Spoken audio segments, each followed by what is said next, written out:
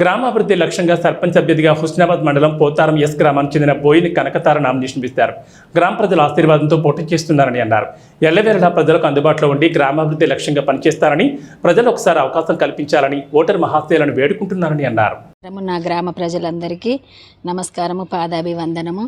మహిళలకు, అక్కలకు, చెల్లెళ్లకు, అవ్వలకు, అయ్యలకు అందరికీ నా నమస్కారము. నేను నామినేషన్ వేసిన మీ అందరి దయతోటి నేను సర్పంచ్ అభ్యర్థిగా నిల్చుంటున్నా. మీ అందరి ఆశీర్వాదం నా మీద ఉన్నదని నేను నమ్ముచున్నాను.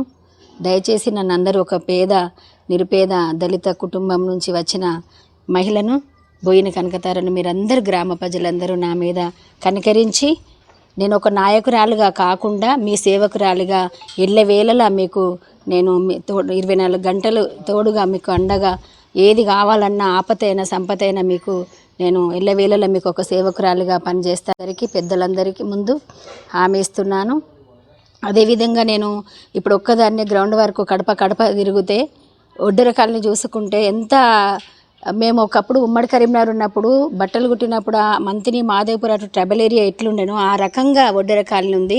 నేనైతే మీ అందరి దయతోటి, మీ అందరి ఆశీర్వాదంతో గెలిస్తే మాత్రం ఫస్ట్ ఒడ్డెరకాలని గౌరవనీయులు ఇప్పుడున్న ప్రభుత్వం మినిస్టర్ గారిని తీసుకొచ్చి అక్కడ బిర్జి, సీసీ రోడ్ అక్కడి నుంచే స్టార్ట్ చేయాలని, నేను ఎంత అసలు అటు నడవడానికి, పిల్లలు స్కూల్ బస్సుకి వెళ్ళడానికి ఎంత ఇబ్బంది పడుతున్నారంటే అక్కడ వాళ్ళు ఒడ్డెరకాలని వాళ్ళు చాలా బాధ అనిపించింది నాకు.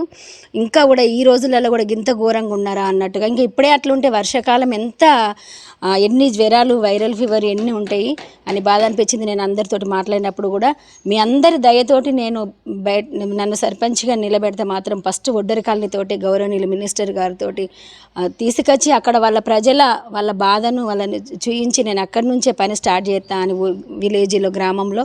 అదేవిధంగా ప్రతిదీ ఏదైనా సీసీ రోడ్లు అయినా, బొడ్రవుతు టోటల్గా ఊరు మొత్తంలో అందరి చుట్టూలలో బొడ్రవుతు పండుగ ఉంది. బొడ్రవుతు ఏదైనా, ఇంకా ఏ గుడి అయినా ఏదైనా మనం గౌరవనీయులు మినిస్టర్ గారితో పనులు చేయించుకోవడానికి గౌరవనీయులు మినిస్టర్ గారు కూడా మనకు మంచిగా చేయడానికి, ఊళ్ళో అన్ని హుస్నాబాద్ కాన్స్టిట్యున్సీ మొత్తం ఆయన అభివృద్ధి చేయడానికి ఎంతో ఆసక్తిగా ఉన్నారు గౌరవనీయులు. ఆయనకు పాదాభివందనం.